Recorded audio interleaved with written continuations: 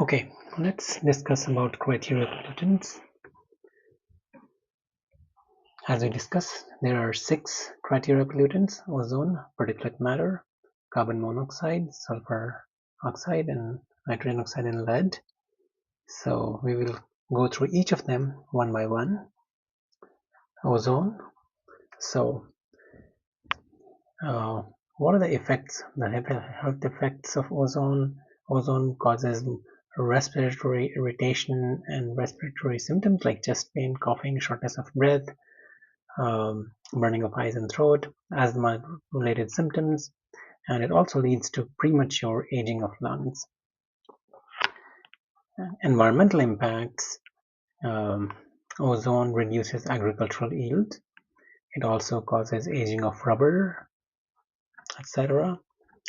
And how does ozone form? Ozone, as we discussed, is a classic example of a secondary pollutant, meaning it's not directly emitted. It forms as a reaction in the atmosphere. Specifically, it forms when VOCs, which are volatile organic compounds, when they react with nitrogen oxides, NOx, in the presence of sunlight, they form ozone. It has a pretty interesting chemistry actually in the formation of ozone. We won't go into that right now, maybe at a later point, but yeah. And then so VOCs are volatile organic compounds like gasoline vapors, paint thinners, and trees also release some VOCs.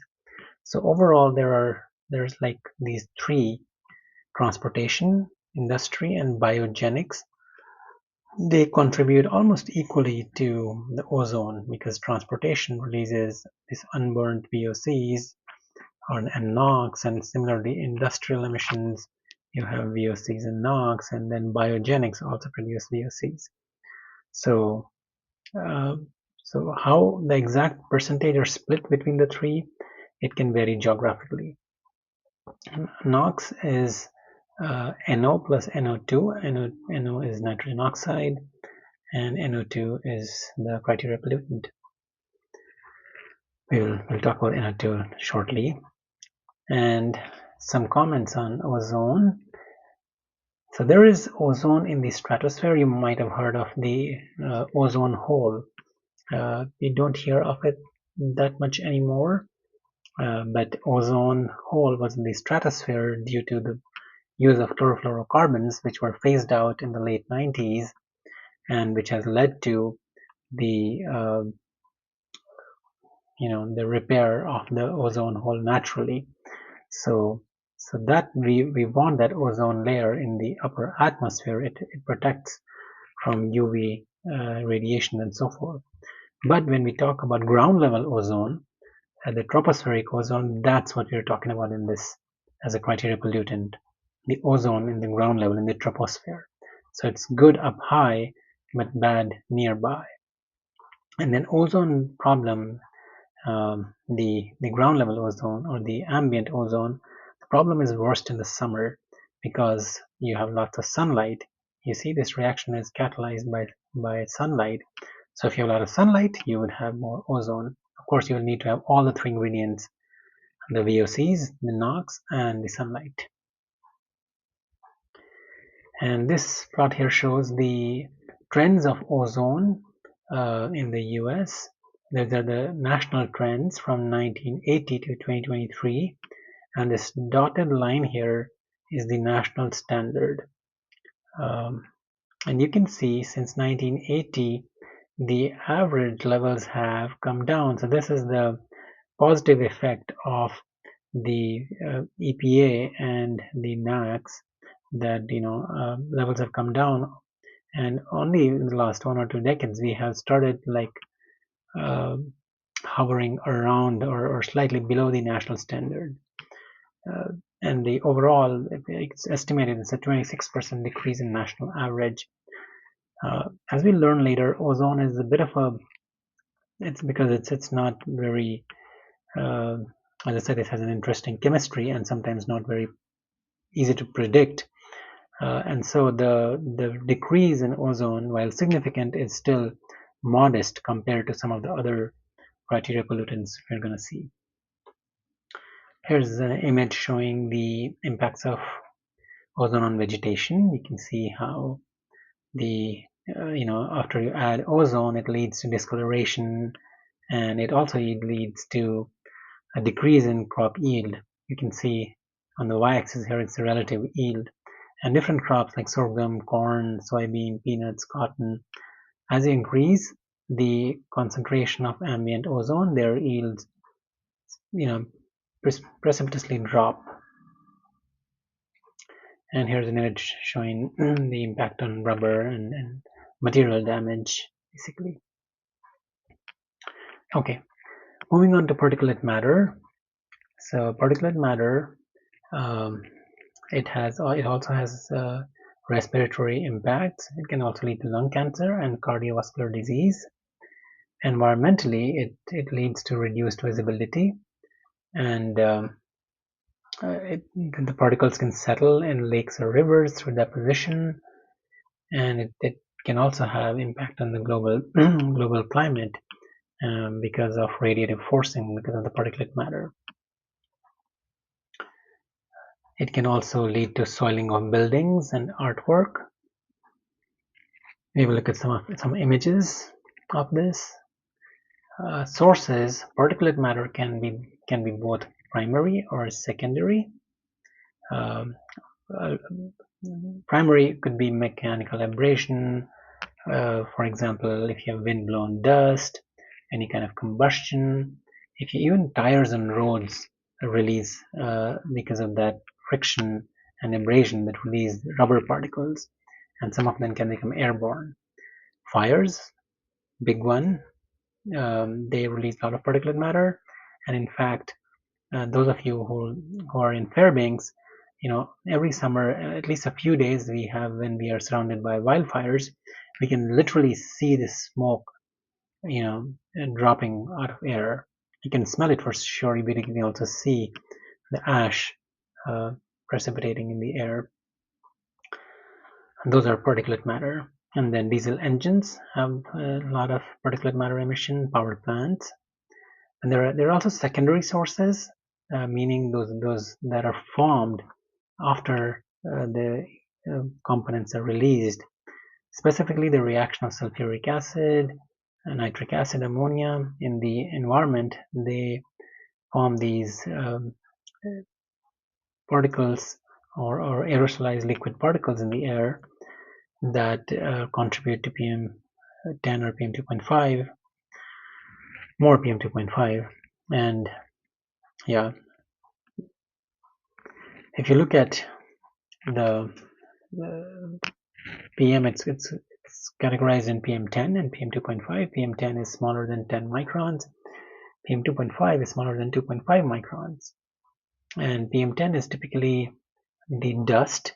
Again, those of you in Alaska, if you've driven on a dust road, the dust cloud that's raised, or anytime if you drive on a dusty road, for example, and you see this dust or any kind of dust, not just on road, but anywhere, dust is typically around PM10. It is visible to the naked eye, but PM2.5 is much smaller, and particles less than 2.5 microns are defined as PM2.5, and those are usually not visible to the naked eye. And looking at the trends of PM2.5, here you can see again, since these are since 2000, the concentrations have continued to reduce consistently, and again the last 5 to 10 years the concentrations have started trending below the national standard, and an estimated 37% decrease in national average.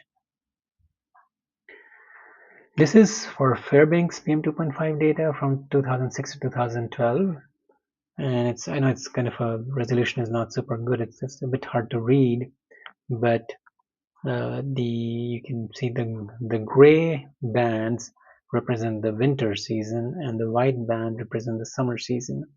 As you all know, in the Fairbanks winter we have this inversion and more wood burning for heating and so forth, So usually our exceedances that occur, they are in the winter time. So every gray bar you see these exceedances happening, and the red dotted line indicate the NAAQS standard. It's hard to read, but previously, prior to 2007, the NAAQS standard was 65 microgram per meter cubed. But EPA then in 2007, it revised the standard to 35 microgram per meter cubed. And so while it's pretty clear that Fairbanks was having trouble meeting the standard, but lowering the standard did not help, and it makes it even harder for Fairbanks North Pole to meet the federal standard. Another interesting thing here is this peak in the summer season. Well, what is that peak? That's you all know that's due to wildfires, summertime wildfires, and these peaks have become, while this data is only to 2013, I would say these summer peaks have become more frequent, though these wildfire caused peaks are not counted against the Fairbanks North Star Borough and not counted for the non-attainment classification. Here's a picture of an ancient or like an old art in a museum, and it was because of just the atmospheric particulate matter deposited on the painting over the years had completely hidden the art. But then as you clean it, it can, reveal the underlying painting and so forth for other paintings as well. This is showing a clear sky without any particulates and haze, and then this one is showing like a skyline with a hazy skyline. And I think there are lots of images you can find for Fairbanks, where especially when we have the high particulate matter during the summer wildfires and also during the winter time exceedances. Okay, let's talk about carbon monoxide. Carbon monoxide does not have, this is different. A lot of other pollutants have respiratory impacts. Carbon monoxide has more, it leads to disorientation, severe headaches. It can lead to fainting, and in severe prolonged exposure, it can also be fatal. And what actually happens? Why does, we all know carbon monoxide, we have indoor carbon monoxide alarms and so forth, because carbon monoxide can attach to the hemoglobin in blood to form carboxyhemoglobin. And usually the hemoglobin carries oxygen, but carbon monoxide can bind 240 times stronger to hemoglobin than oxygen. So here's the mathematical representation of that. The ratio of carboxyhemoglobin to oxyhemoglobin is 240 times the ratio of or the concentrations of carbon monoxide and oxygen. Now we will do an example problem based on some of these numbers here, but then let's look at the sources. The main source of carbon monoxide is incomplete combustion. It could be any kind of burning, fires, heaters, fuel combustion, vehicular combustion. So an example here, if you have, say, natural gas, most of it is methane, burning in air in the presence of oxygen. Usually, if there's ample oxygen and the burning device is performing, performing well, it would lead to formation of carbon dioxide and water. That's complete combustion. But if there is not enough oxygen, it would lead to formation of carbon monoxide. and so that's a product of incomplete combustion. And as we discussed, carbon monoxide, it frequently leads to fatal accidents when you have buildup of carbon monoxide in indoor spaces and indoor unventilated spaces.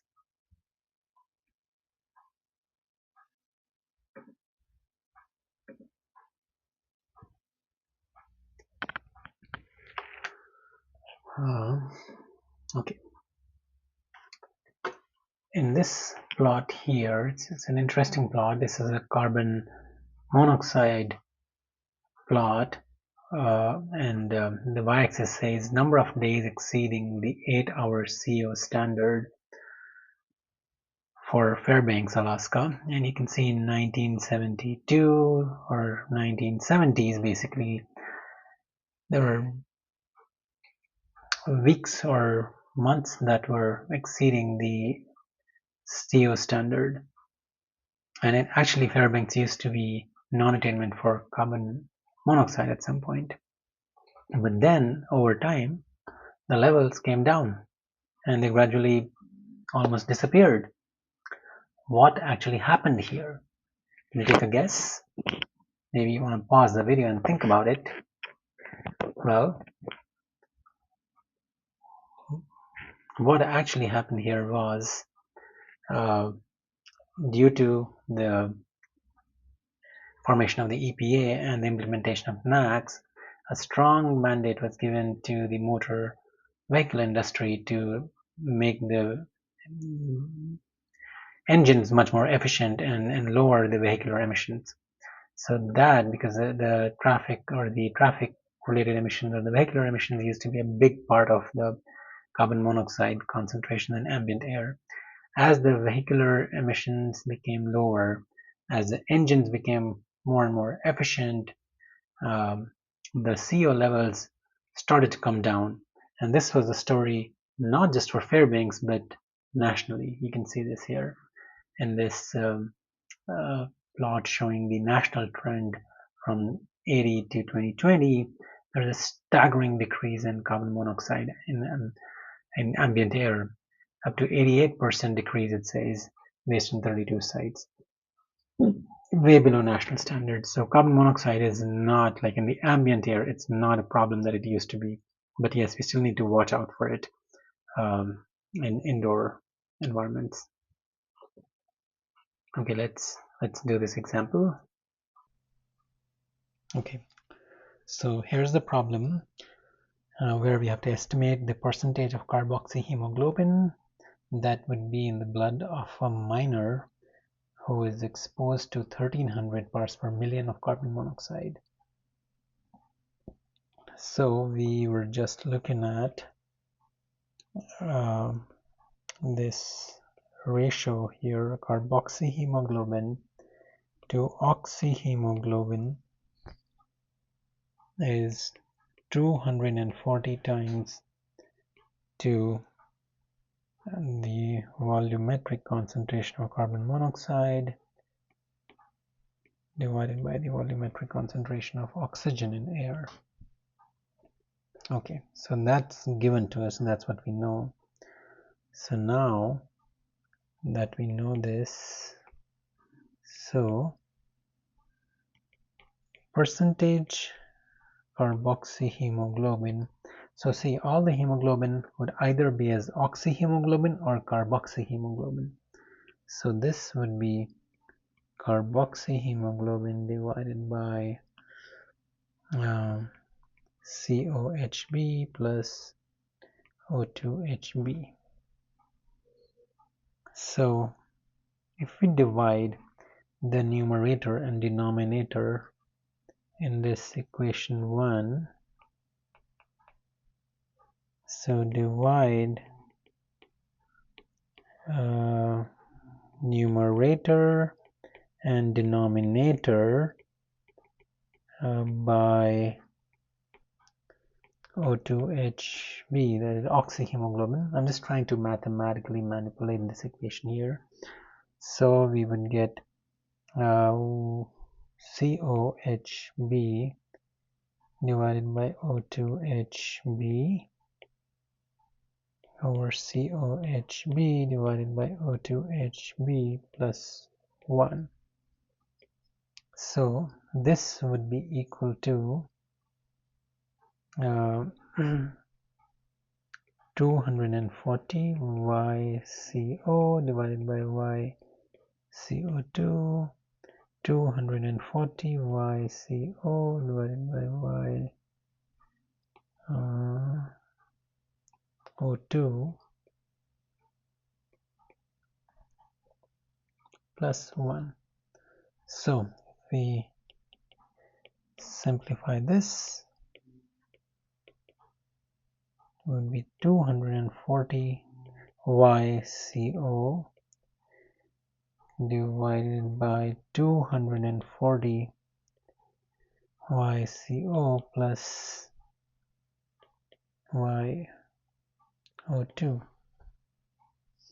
Okay, so what else do we know?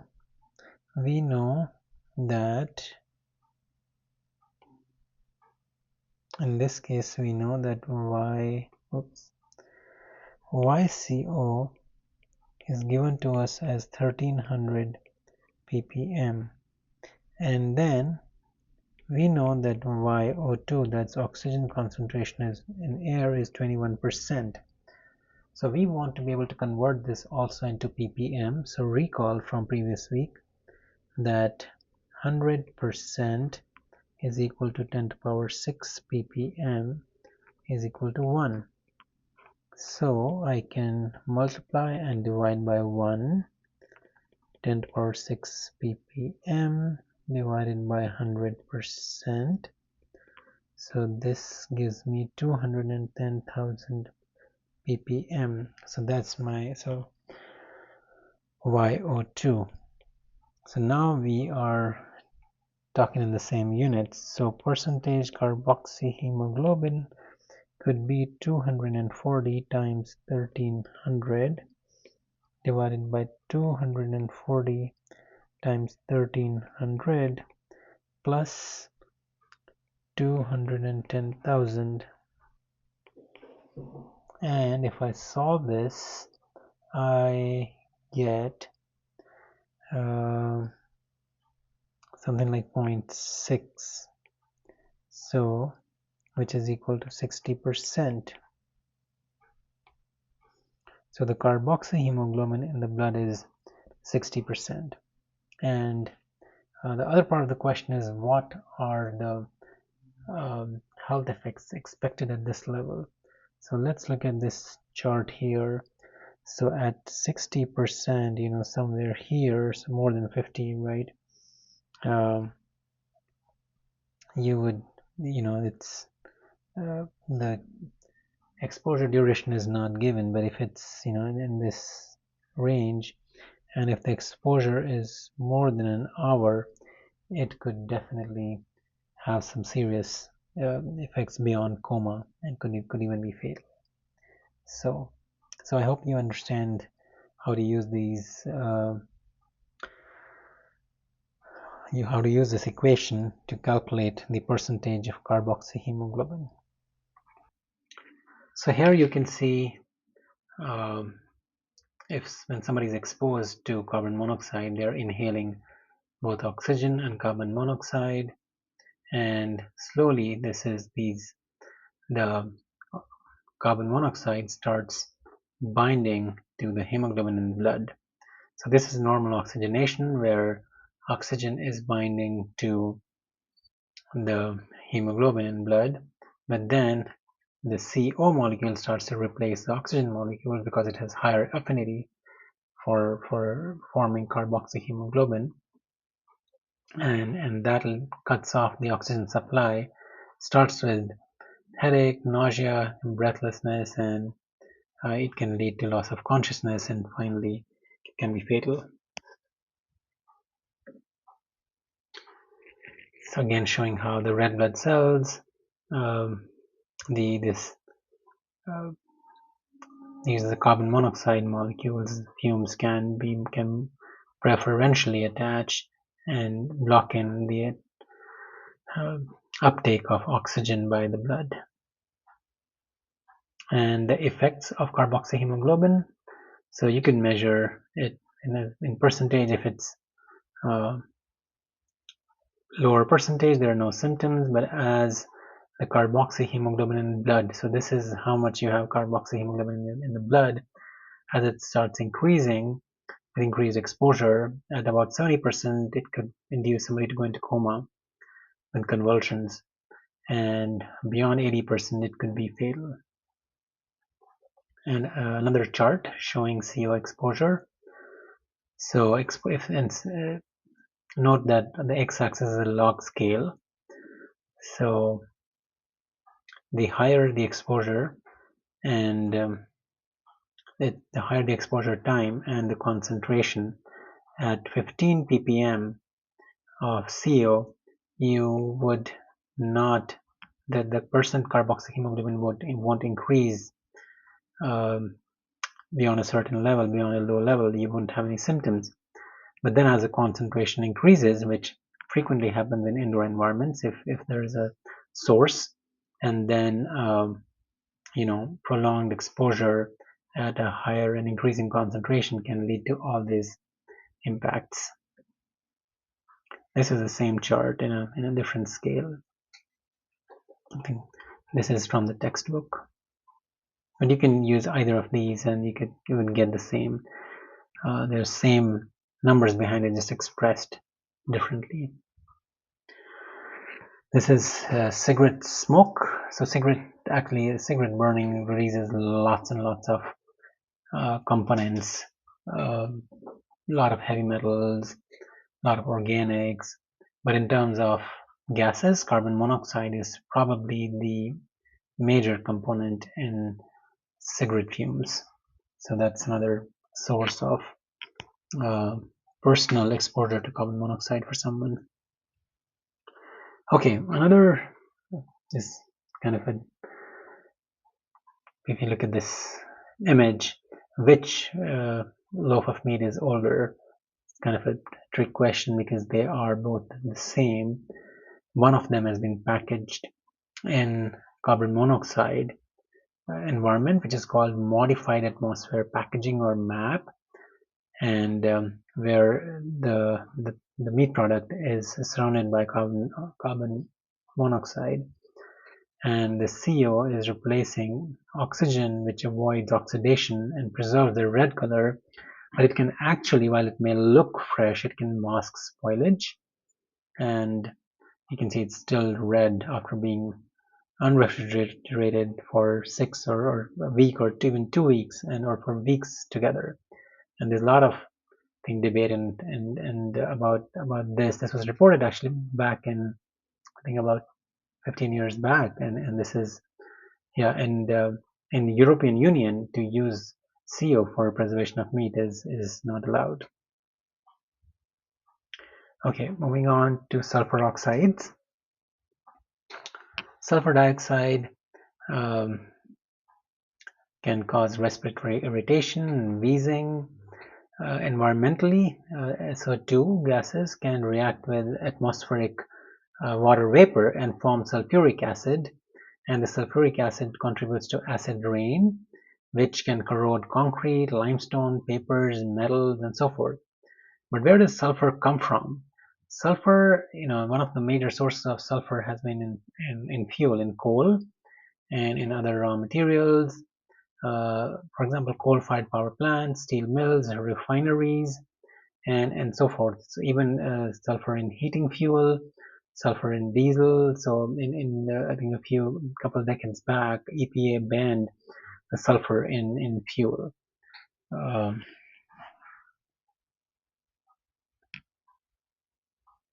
Specifically in diesel, or it mandated the use of low sulfur diesel nationally.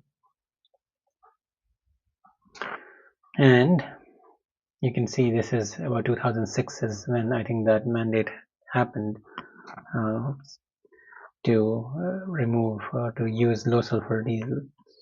But overall, there's been a 95% decrease since 1980 in the ambient SO2 level. So again, looks like a big victory for the EPA and the NAAQS implementation to see the current levels hovering much below the national standard. So this is showing the how sulfur oxides and nitrogen oxides, and these can form form nitric acid and sulfuric acid in air and cause acid rain. And these are, some of the forest destroyed by acid rain. But as the levels have come down, the problem of acid rain has also kind of resolved as a byproduct for most part. Nitrogen oxides, somewhat similar. It can cause respiratory issues like coughing, respiratory infections, and environmentally it causes a brown haze and acid deposition from formation of nitric acid. It's also, as we discussed, a key ingredient of ozone formation and can also form secondary particulate matter. The sources of nitrogen oxides is high combustion or high temperature combustion. So when you have a combustion of anything at very high temperature, that takes a nitrogen in the air and splits the nitrogen molecule and then converts it to nitrogen oxides. So that's the nitrogen in air is what supplies the nitrogen for forming NO2. And you can see the sources, usually power plants, industry, wherever there's combustion, and also transportation can typically contribute almost equally to NO2 in the air. It's a reddish brown gas and can lead to this, if there's a lot of NO2, it can lead to this colored hanging haze along with particulate matter and other gases. NO2 as well has been a success story. You can see even in the 90s, we started to trend below the national standard and have started to and have continued to move. The levels have improved and continued to improve. So here's, NOx pollution can contribute significantly to unhealthy smog over cities, which can just hang. And actually, interestingly, during the pandemic, many cities across the globe, they saw increased visibility. I think there were some reports that certain cities in northern India, where for generations people had not seen the Himalayas, suddenly, a few weeks after the pandemic-induced lockdowns, people could start seeing those mountains again, the Himalayan mountains in northern India and the foothill towns. So because a lot of this continuous haze in high population density regions, for example, California and such, can lead to reduced visibility. Talking about lead, last on the list. Lead has, it has severe health issues, anemia, kidney damage, seizures, retardation, a lot of neurological issues as well.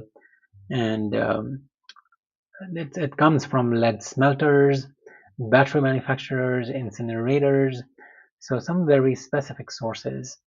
And it's the lead in the air, is lead particles usually have they absorb very quickly to any kind of, it could be soil, it could be particulate matter, and so they have a tendency to stick and stay stuck. So that's how lead can, if it's emitted atmospherically, it can just hang around and stay in the air via these particles. But lead has been a success story as well. So as a result of the EPA's efforts, including the removal of lead from the motor vehicle gasoline, the levels of lead have decreased by 98% between 1980 and 2014. So you can see this trend. This is from 2010, and from 2010 to 2023, there's been an 87% decrease, and you can see way below the national standard. So again, lots of these criteria pollutants have improved significantly since the implementation of the Clean Air Act and the National Ambient Air Quality Standards. Thank you.